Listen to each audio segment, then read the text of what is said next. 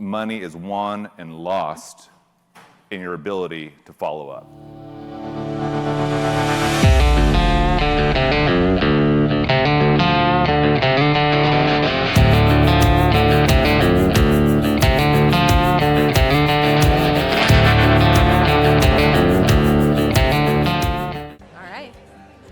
Hi, everybody. Good afternoon.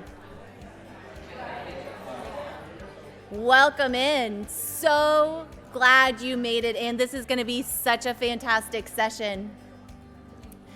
Just by way of finding out who's in the room, raise your hand if you have a Follow Up Boss account. All right. Raise your hand if you have contacts in it. Cool. It's always a good start. Hands up if you know who to reach out to today in your Follow Up Boss account. That's why we're here. So glad you're here. You're in the right spot. Actually, I got one question. Hands up, I'd like to know who's a partner and who's an associate. So partners, raise your hand. Associates? Okay.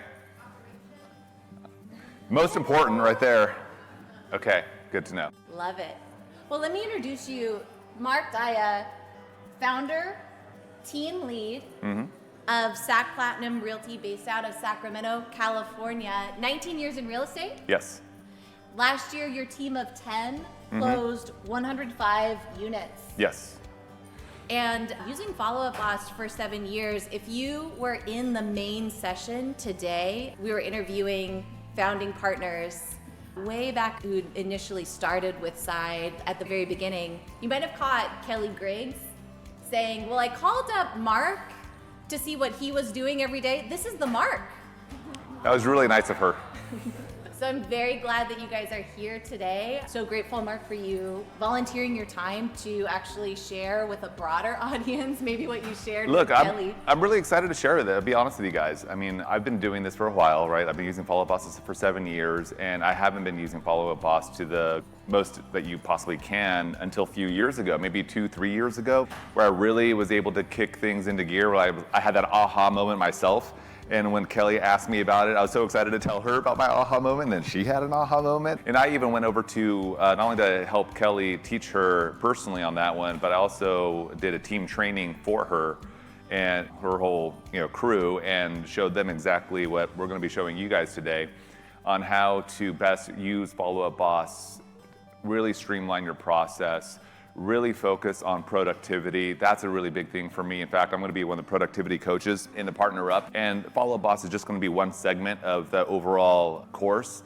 But what we're going to be going over today, my goal that you're going to be able to take away, which is why it's called a workshop. I mean, we're not going to be really working on it literally live on the spot, but you're going to have literal takeaways, instructions on exactly one of the best practices on how to set up your Follow Up Boss. That way you guys can work efficiently and not drop the ball.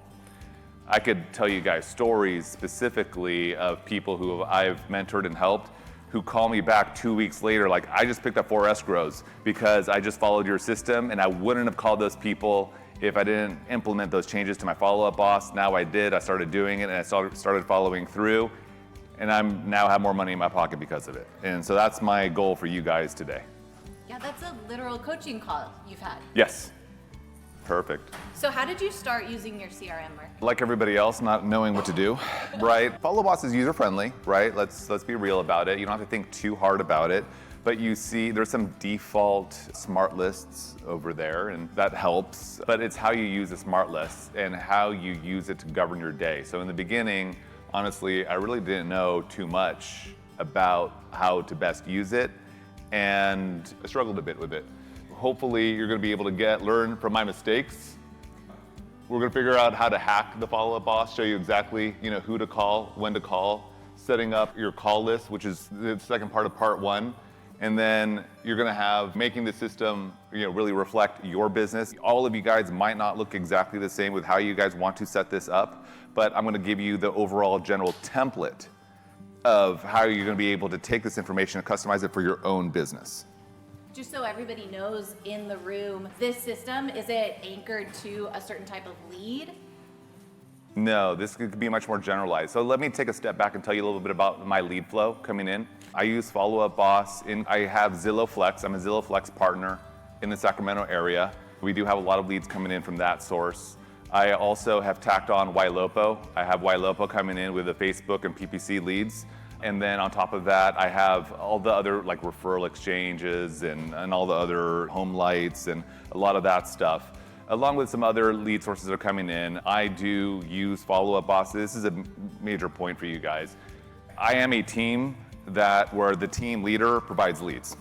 One of the reasons why I asked the first question, who's a partner, who's an associate, because that matters. Because if you're an associate, okay, you might be thinking about it differently. If you're a partner who does provide leads, you're gonna be thinking about it one way, maybe a little bit more aligned with what I do.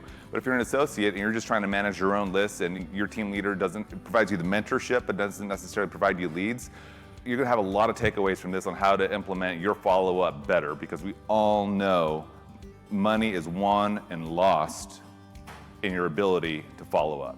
We talked about how you started using your CRM.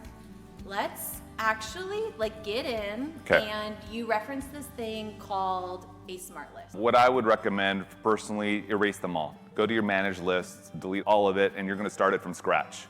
The idea is because this is your system, this is not somebody else's system. They have some defaults in there and you might replicate it, but it is better to go through the mental exercise in the process of building out your own smart list so it makes sense to you. If you have not customized any of your smart lists just yet, just wipe it all out. Start from scratch. You have a really good fundamental understanding of what it is that you're building and the order of which that you're building it. And what I mean by the order is, let's think about it like your follow-up cadence. Some people, you want to follow up, call it once a week or once every 3 days. Maybe some people are once every 3 days and once a week, and once every 2 weeks and once every 3 weeks. This is the customization is up to you. But the point is, we need to identify, do you have a system where in order to ensure you do not drop the ball on your follow-up, that you know, gosh, I need to make sure that I can't rely on my memory. I need to make sure that I have a system in place that reminds me to call this person every whatever interval, fill in the blank. So we'll use my examples. So let's start with last communicated. We're gonna give you some vocabulary straight from Follow Up Boss. These are filters that you're gonna apply so that you make your smart list whatever it is that it needs to be for your business. But here's Mark's. One of my smart lists is gonna be a new lead. These are filters. What I'm gonna be talking to you about is gonna be on your filter list. Created date, less than 10 days ago. Phone calls, less than 1. It means they're brand new lead, and stage is lead, because that's the default stage that leads are entered into. I'm gonna have my number 1 list is gonna be, and I literally call it number 1, because when you have a team and you've saved all your lists and you share your list with everybody else, you wanna make it really easy for them. You label it number 1 because you're gonna put it as number 1 smart list. Goes in number 1, brand new leads that are coming in. The number 2 list are the people that are brand new leads, and you've tried getting a hold of them, but you haven't been able to get a hold of them yet. What that's gonna look like is gonna be attempted. That's the name of that list, and it's gonna be date created, less than 10 days ago. I mean, again, you could make this less than 7 days ago. This is customizable, but you understand the concept. Less than 10 days ago, phone calls, or last communication field. Last communication is more than, fill in the blank, 1 day ago. You could say 3 hours ago, because maybe it's a brand new lead and you're like, I'm gonna call this guy till he picks up. I'm gonna call him every 3 hours. Let's just take attempted contact for an example. You call this person again, you attempted the first one, didn't work. Next day you pick up the phone again, you give him a call, and then he doesn't answer the phone. But now it's been filtered out of that smart list. Why? It's no longer gonna appear on that list because your last communication was less than 3 hours ago. It just happened. So it's gonna get filtered out of your smart list, right? Do you follow me so far? Okay. When you do that, that concept is gonna be applied towards all of your smart lists. All of your smart lists is the way that's all gonna work is by one field. Last communication field more than fill in the blank. So if it's a hot lead and you want to make sure you're talking to them every 7 days, last communication field is more than 7 days ago, okay? That means every single person that appears on that smart list has not been communicated in 7 days. And you've said it's hot because part of that smart list is the stage. The other part about it is the stage. However you guys decide you want to identify your stages, hot it could be a stage, and you define hot by however you want to define it. It's somebody that's looking to buy a home in less than 30 days. So those people, you never want to go a week without talking to them because you're busy, you've got life going on, and then all of a sudden, oh my gosh, I remember meeting that person that one time and then I didn't follow up with them. Have we not all been there, right? So by having a smart list that tells you, you log into your computer every single day, you go through your list, your new leads, your attempted contact, then you got number 3 will be your hot list. And if you have any names on that hot list, that means you need to give that person a call that day. Don't think about it, just do it. And then once you give them a call and you log the call, you can either use Follow Up Boss as the call to be able to make the call out, call out from, or just call them from your phone, and then you just register the call log. It's going to disappear from your hot list. Take that same concept and apply it to new leads, attempted contacts, hot, warm, cold, however you want to define those things for you. But that last communication field makes or breaks Follow Up Boss on all the smart lists. Let's kind of recap. Bringing these things back, when you click on any of the pre-made smart lists, or you can make your own, it's going to tell you what filters are applied. Yeah. This is what Mark's saying. The filter should be a certain stage and last communicated within blank as a starting point. You can layer on more. Yes. Then when you click on that smart list, it's going to pull up everybody who fits. You call through that list, you log those calls, those people fall off the list as you start logging that activity. So the goal is kind of inbox 0, so to speak. Yes, that's right. If you do this perfectly and you want to have perfect follow-up and assure yourself you're never going to drop the ball, if you have all empty smart lists, you are better than I am, okay? I don't. Which, by the way, side note, I've hired an ISA overseas, actually based in Egypt, to help me manage some of my smart lists because they've become a little bit overwhelming with some of my follow-up. I haven't done as good a follow-up as I should have, but just because I have so many different lead sources rolling in. I'm using a digital campaign builder, so I've got Facebook ads, I've got, right? There's other ways to use side systems to produce leads that are coming in. And look, I've got way better things to do than to call a Facebook lead. I've hired help to help me manage these smart lists, because follow-up is everything, and it's that person's job just to book appointments for me. Book either phone calls or in-person appointments. That's their only job. And they work for me 8 hours a day, helping me go through these lists to sort out, what needs to be done, what doesn't need to be done. And she'll put it in the right stage and all you really need to do is the right stage, because everything else falls into place. Is it a stage, a B stage, a C, however you guys want to define it. Zillow and Follow Up Boss has a two-way sync. And they have their own special stages that you have to follow, which I don't like, but I have to follow them. They have showing homes stage. My smart list on hot is a combination of my A people plus the Zillow's showing homes. I decided to incorporate and customize that hot list because I'm going to say I'm never going to go 7 days without talking to somebody on that hot list. It's a lump of several stages together. And if you have a lot of different stages, like maybe seller hot, buyer hot, whatever, right? The point is that you have to decide what the right cadence is, and you're going to create a smart list that's going to be dedicated to focus on that particular cadence. Let's go to our question. Yeah, go ahead, you first. Do you feel like it's important to use the follow-up last assigned phone number so that it automatically logs into call as opposed to having did? That's a really good question, actually. I'm going to give you some information you guys might not know about, too. Anybody here sign up for Call Trust? 1, 2, 2. I'm really glad I'm bringing this up. Follow Up Boss is going to hate me. Okay, reach out to Follow Up Boss, ask to sign up for Call Trust. It is caller ID for your phone. It'll say SAC for your follow-up boss phone number. That way it'll say your brand name.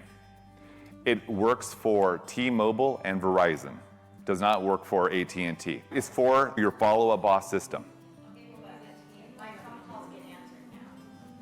She said her phone calls get answered now. Okay? Not AT&T, sorry. But there's lots of T-Mobile and Verizon people, all right? I don't know the answer as to why AT&T doesn't work, but it does for T-Mobile, Verizon, and T-Mobile owns Sprint, so there's that, right? To answer your question, I always use the follow-up boss phone number to call out when it is somebody that I have never spoken to before. That is my work phone number, all right? Now, if I've met with somebody and I've called them on my cell phone before and we have a personal relationship, I make sure they have my cell phone number. Although I've got an agent on my team, nobody has his cell phone number. In fact, in the MLS is his follow-up boss phone number, which is genius. Because if you ever wanted to clock out or you ever wanted somebody else to answer your calls for you, it can be done that way, it can be managed. Like, honestly, if you were to just start it all over again, I would put your follow-up boss phone number on your business card. That's your work number, that's what you go by. It all gets routed to your cell phone anyway, and you could get your assistant to answer those calls for you while you're gone and that whole thing. If you have like a certain kind of lead that's in your system, let's say a cash offer lead, and you're making a lot of outbound phone calls, maybe your ISA team's making a lot of outbound phone calls, and sometimes there's a missed call and they call back, but they're off work, well, it's now whoever, that could ring to your phone now. So that way that owner that wants to learn about that cash offer, you're not missing that opportunity. So there's a huge advantage in using those inboxes and using your follow-up boss number. Plus the fact is that they're recorded, which I love too, because I'm making constant outbound calls. I sometimes have long conversations and I don't take good enough notes, and I hit the play button. I'm like, oh my gosh, that's right. I need to talk to her about that because that's the last thing I said I was gonna do. So now I'm prepared for the conversation. I just listen to the conversation again. You can't do it any other way than to do it that way. So really highly recommend using your follow-up boss phone number as your first way to go. Yeah. Could you provide a cell phone number that was previously in your contacts so you can add your follow-up boss to a group text? Once sent, will it be recorded? Oh, I never thought about doing it that way. Yeah, did you guys hear what he said? Okay, I'll repeat what he said. Create a group text between your cell phone number, your follow-up boss phone number, and the client number, so that way they have that information. And that way so that way when you call out a follow-up boss to that person, it doesn't appear as spam or something like that. It'll be like likely or maybe, your name. Yeah. If you list your follow-up boss's number on the MLS, will the calls from people, such as other agents, be automatically logged as leads in your follow-up boss system? It won't be a lead, it'll be in your inbox, so it'll be completely separate. So if you have something like a widget like call action, that it would create a new lead, but if you just use follow-up boss by itself, no, it'll just be in an inbox, and that's it. It won't be a new entry. I'm seeking assistance. I'm fond of using smart lists because they help me stay organized. However, I have a fear of losing track of things, which leads me to create numerous tasks as a safety net. Okay, so doing it this way eliminates the need for tasks. Okay, let me tell you how I manage this. This is a great point. Like you, and especially because I tack on YLOPO with it, and there's all these priority alerts if you know anything about it, like your task list gets ridiculous, all right? To the point where you don't look at the tasks because there's just too many. Using the smart list as your way to follow up is you literally eliminate the entire need for tasks. So once you make this conversion, I would say go to your task list, decide that you may want to delete all your overdue tasks and start fresh, and you should never have another task to do. Now, here's the one exception to that, and this is how I use tasks. When somebody needs to be followed up outside of your normal cadence, then I set a task with a date and a time and a reminder. You have to hit the time to create the reminder. So you get the email to say, oh, you need to call this person at so-and-so in 10 minutes. That is the only time I ever use tasks, is to the cadence changes. But they're still going to be on that list. And you call them up and okay, now it's going to be another 7 days before you get that reminder on your smart list. But if you're like, no, I need to call this person in 3 more days, then you just set another task for 3 more days to call this person and set an alert, to remind you of that. That is the only time I ever use tasks. All right? When you have a hot lead and then you call them and they don't pick up, what happens in follow-up? Does it stay there? Yes, it stays there, but it moves to smart lists. It gets filtered out of the first one because you called them. And the last communication has been more than a minute at this point, right? But it's been less than a day, so it's not going to be on there. And then 24 hours later, if you set it up that way, it will appear on your smart list again. So you give them a call the next day because there they are. You don't have to think about who you have to call on a day. That's the point of all of this. If you have to rely on your memory, do I need to finish a sentence? You're in this room right now, you're with Side right now because you're a baller. You're producing, you are busy, you've got systems in place, you're out there, you're hunting all the time. If you have to ever rely on your memory, you're relying on a system that's designed to fail. And you have to ask yourself, how many tens, hundreds of thousands of dollars did I miss because I failed on my follow-up? And that's what this is all about. That's what this class is here. Because if you were, now, listen, setting it up is one thing. Doing it and following through is completely different. Okay, we have discipline versus motivation. You have to get to that. Oh, she loves this one. Okay. Okay, who here believes that, raise your hand if motivation is more important than discipline, raise your hand. Motivation is more important than discipline. Discipline is more important than motivation. That's right, that's the right answer. Here's why. Everybody knows if I were to say something like, okay, look, to be successful in real estate, you need discipline, right? Yeah, sure, right, makes sense, totally. But why? Why is it that we require discipline? You need discipline because you hate to do certain things. Yes, it's a habit. It's boring. If it were fun, do you need discipline? If going to the gym every single day was like a great time, I cannot wait to get there, it's gonna be so much fun. It requires zero discipline, right? It's like, let's go to the US Midway and party all night. That sounds like a good time. That takes zero discipline on my part. I'll tell you that right now. So it's the same thing. So if you're gonna be successful in this business, it requires discipline. What does discipline mean? It means doing the boring things again. The most successful people have the most boring business. Let's just be real about it. And that's what it takes. It takes being a boring person, which is, hi honey, yeah, that's why you married me, right? That's what it takes to be really successful in this business. So if you cannot do it, if you're like, you know what, I failed. I can't do this part of the business, my follow-up sucks. Guess what? You know what your next step is?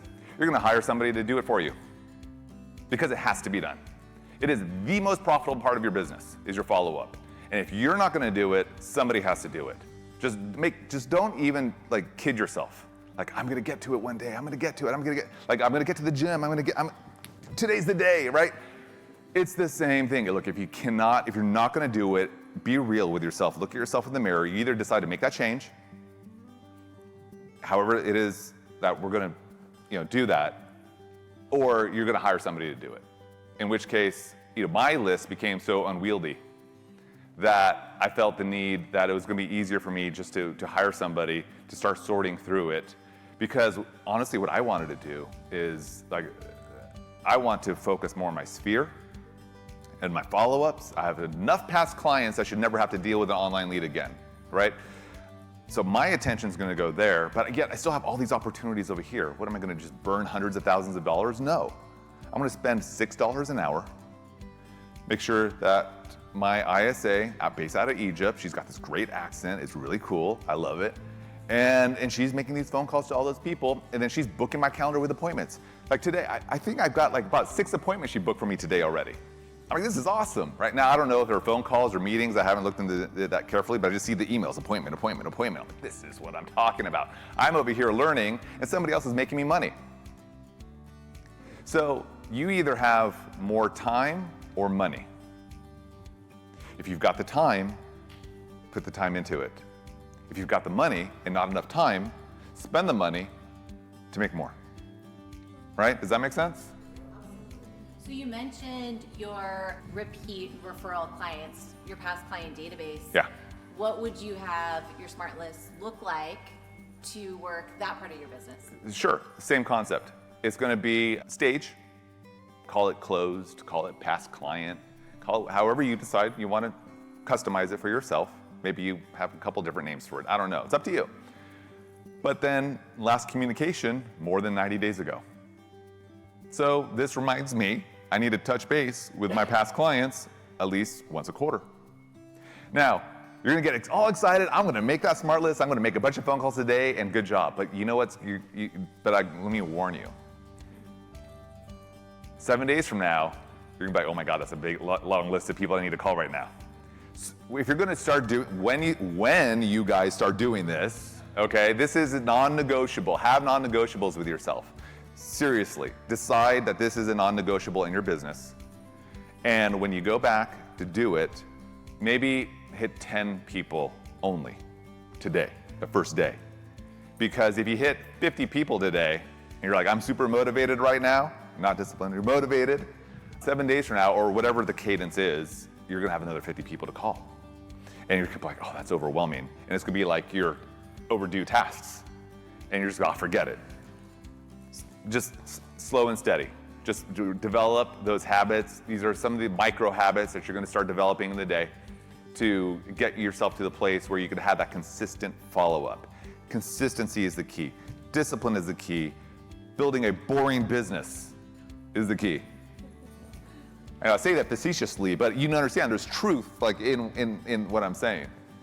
Yeah. Before we get into Q&A, I want to share this. If you're excited about this, by the way, you can learn more about Partner Up Coaching, brand new. Mark Daya is one of our coaches with Partner Up. Yeah. So you've heard me talk about Follow Up Boss, which is definitely an integral part of it because, and productivity, I mean, right? Is this not the core of productivity? Is your follow-up. That is the core of being productive. If you don't have follow-up, you got nothing. But to get to that place, micro habits, I touched on that. So from a coaching perspective, the curriculum isn't fully developed or anything like that, and we don't even know what the pricing is or anything like that. But I can tell you what I'm gonna be talking about is gonna be how to my personal production, just to give you an idea. Before I joined Slide, before I started building out a team, I was doing consistently about 50 to 55 transactions a year as a solo agent. And I could share with you guys what I did to get myself to that place and what that looked like on a daily basis and the things that I did to get myself there. And then now, my attention is focused a little bit more towards the team, but how I am training my team to stay consistent, to stay on top of their business, and how we're holding them accountable. And we'll be doing some of the same things with you guys on increasing productivity. Any other questions? Yeah. I've recently started using Follow Up Boss and need to transfer a substantial Rolodex into the system. This includes reorganizing names and adding personal notes, such as Mark Real Estate Commission 2023 and Blue Shoes, which help me remember and visualize each person. How can I effectively input and manage these types of detailed personal references in Follow Up Boss? Well, if you're going to do an import into Follow Up Boss, you're going to have the selected fields, and I believe one of the fields is going to be notes. So you could add that. You're going to have to build out. So you're going to export from your contacts into a CSV file. I recommend taking that CSV file to Fiverr, have some person in Bangladesh do it for like $10, and then they'll send it back to you. Then you upload that file into Follow Up Boss. That's what I recommend doing. Go ahead. What are your thoughts on utilizing the background section for storing detailed notes? I find it more convenient since it's readily accessible. Okay, that's going to be up to you guys how you want to customize that. What is your follow-up strategy after hosting an open house? How often do you reach out, And what has been your experience with this approach?